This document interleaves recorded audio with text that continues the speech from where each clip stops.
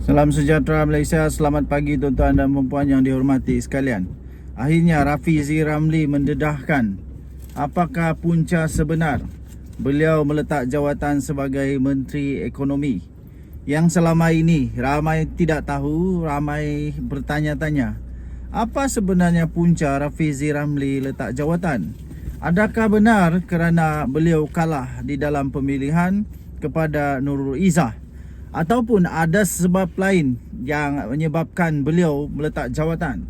Bekas timbalan Presiden PKR Datuk Seri Rafizi Ramli mendakwa Datuk Seri Anwar Ibrahim hilang keyakinan kepada beliau sebagai orang nombor 2 parti dan Menteri Ekonomi. Alasan itu menurut ahli Parlimen Pandan berkenaan yang membawa kepada pendiriannya untuk meletak jawatan dalam kabinet sebaik berakhir pemilihan PKR pada akhir bulan yang lalu. Sebelum saya teruskan ulasan ini, laporan berita penting ini, saya ingin perkenalkan kepada anda yang ada sakit kencing manis, darah tinggi, gout, kolesterol, 3 serangkai, kanser, sakit buah pinggang, sakit mata, sakit katarak, sakit belakang, sakit saraf. Apapun masalah anda, segala penyakit disebabkan oleh imun badan yang sudah lemah atau sudah teruk.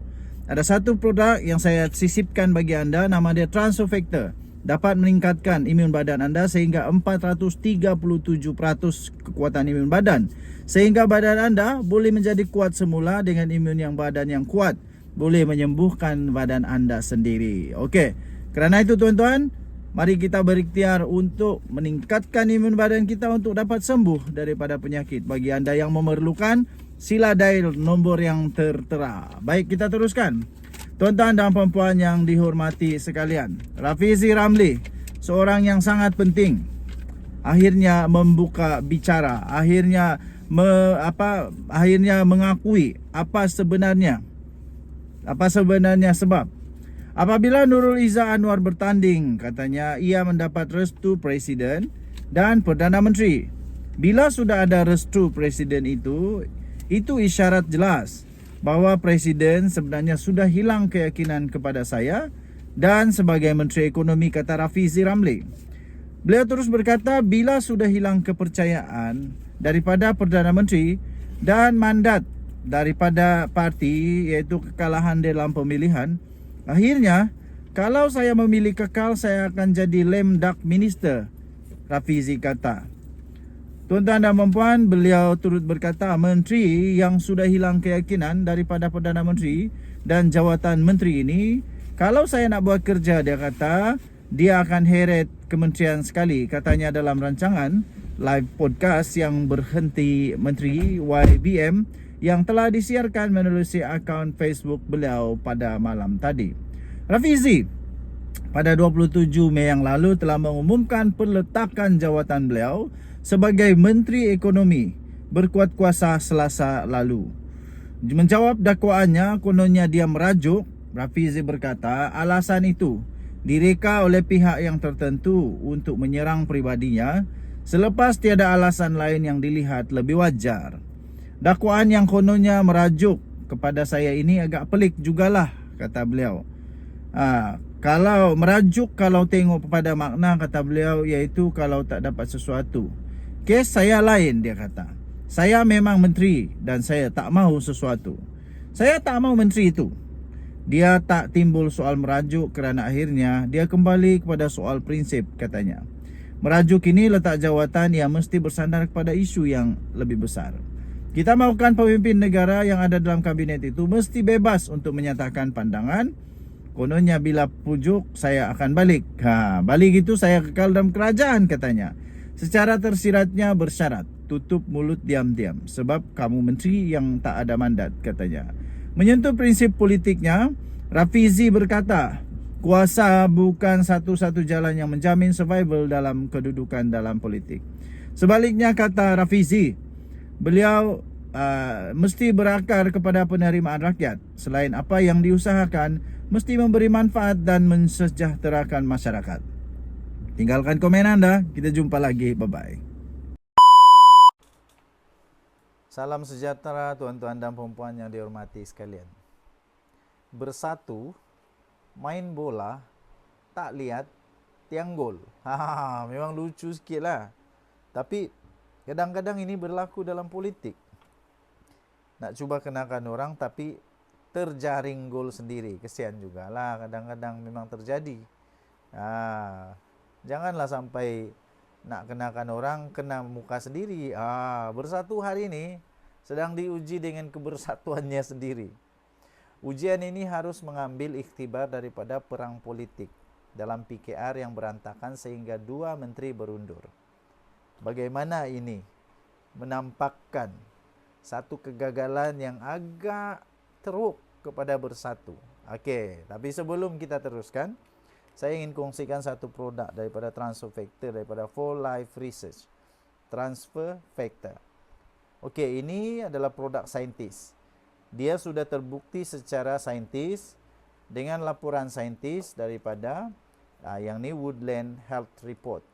Dia disebut sebagai miracle molecule. Okey. Dia boleh meningkatkan imun badan sehingga 437% imun badan. Yang ini bukan testimoni. Orang saintis, doktor-doktor tidak minat dengan testimoni, tapi minat hanya dengan bukti saintis. Ini ada buktinya. Kedua, bukti seterusnya ada termasuk di dalam Physician Desk Reference. Ini doktor-doktor mengakui. Ini buku ini adalah buku kamus doktor-doktor. Sebelum bagi apa-apa produk dekat seorang sakit, ini rujukan mereka. Transfer Factor memang sudah masuk dalam ni. Seterusnya, bukti saintis yang ketiga, ini ada clinical abstract. Tengok berapa banyak kajian saintis dia. Ini bukan sedikit. Ini kajian saintis yang sungguh-sungguh. Okey. Kajian daripada Amerika, daripada Jepun, Meksiko, daripada macam-macam lagi lah. Okey, macam-macam negara yang buat kajian. Didapati transfer factor boleh meningkatkan imun badan sampai 437% kekuatan imun badan. Bagi anda yang memang ada masalah imun badan, penyakit kerana imun badan yang lemah, anda boleh cari saya, hubungi saya. Bagi anda yang memang ada masalah sudah kencing manis, darah tinggi, 3 serangkai, gout, kanser, autoimun, lupus, badan lemah, dan macam-macam, batin lemah, bolehlah kita usahakan dengan memakan transfer factor. Okey, baik, kita teruskan. Dalam isu bersatu, jangan lupa nasihat Melayu. Tarik rambut dalam tepung, rambut tak putus, tepung tak berselerak. Cakap memang mudah, tapi realitinya mungkin tak semudah itu. Namun di sebalik segala kesukaran pasti ada jalan. Dan bersatu boleh melakukannya. Apa masalah utama di sini? Kisahnya bermula selepas PRU 15, di mana Perikatan Nasional dilihat lesu, lemah dan tumpul. Kelemahan ini bukan saja ekoran kesilapan strategi dalaman pembentukan kerajaan, tetapi kerana pelbagai tekanan dan pendakwaan kes di mahkamah. Dalam Perikatan Nasional, suka atau tidak, tiang serinya adalah bersatu. Walaupun kerusi yang dimenangi lebih kecil berbanding PAS. Kenapa bersatu tiang serinya? Kerana faktor bersejarah dan legasi politik. Apa punca kelemahan bersatu? Seperti juga naratif dalam pasca PRU 15, kepimpinan utama bersatu kini mengalami demam dan ia menular dalam keseluruhan organisasi. Demam ini juga berpunca daripada kelelahan menghadapi tekanan politik yang silih berganti. Ini suasana normal dalam dunia politik sebenarnya. Tapi kalau kita samakan ini dengan sukan bola sepak. Apabila kapten pasukan tercedera atau pancit, maka seharusnya masalah ini diurus dengan mudah, iaitu dengan membawa masuk pemain gantian. Bukannya kapten berpura-pura cergas. Penukaran pemain ini penting untuk memastikan pasukan terus mampu bersaing, melawan, membentes, menggelecek, menendang, mengumpan bola, bertahan dan menyerang. Tanpa ada semua aksi ini, mana mungkin gol dapat dijaringkan? Dalam bola sepak, kelebihan gol adalah kemenangan. Oleh itu keputusannya sudah ada, tapi ia tidak dilakukan. Apakah Bersatu mau menunggu waktu kecederaan untuk membawa masuk super sub? Jika itu strateginya, apakah cukup masa? Cukup masakah Bersatu bagi pemain gantian itu melaksanakan tugasnya? Atau pemain gantian itu pula sekadar dijadikan kambing hitam apabila pasukan tewas? Winston Churchill terkenal kerana kemampuannya mengurus dan memimpin negara ketika Perang Dunia Kedua. Tetapi Churchill dilihat tidak mampu memimpin negara ketika perang ekonomi hingga dia tewas dalam pilihan raya. Begitulah sejarah memberitahu kita tentang peranan seseorang pemimpin dalam satu-satu keadaan. Begitu juga dengan Muhyiddin Yassin, yang secara kebetulan menjadi Perdana Menteri ketika gawat COVID-19. Ketika itu dia dilihat berjaya mengurus keadaan dengan baik. Namun itu ketika dia berkuasa sebagai Perdana Menteri, bukan sebagai pembangkang. Keadaannya berbeza pada hari ini. Kini tuan-tuan dan puan-puan, apabila tidak lagi berkuasa, Muhyiddin nampaknya dilihat tidak mampu menjadi pemimpin pembangkang yang jitu dan garang. Sebaliknya, dia dilihat terus bernostalgia seolah-olah masih menjadi Perdana Menteri.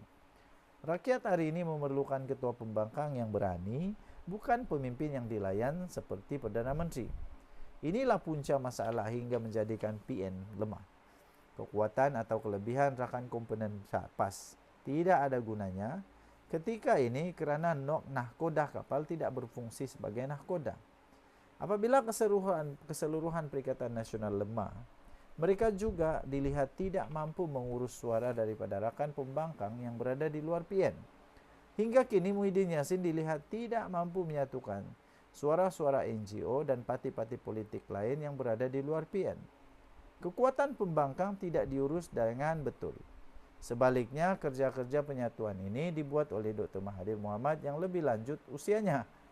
Realiti ini amat menyedihkan buat semua kumpulan pembangkang. Ia cukup pahit untuk ditelan, tapi itulah hakikatnya.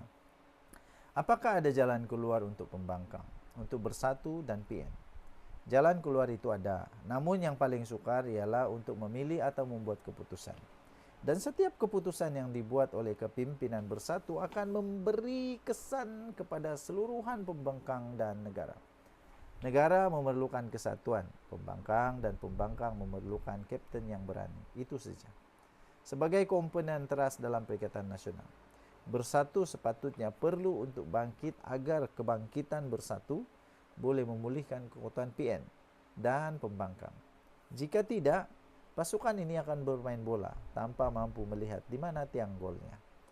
Oke, tinggalkan komen Anda. Bye-bye.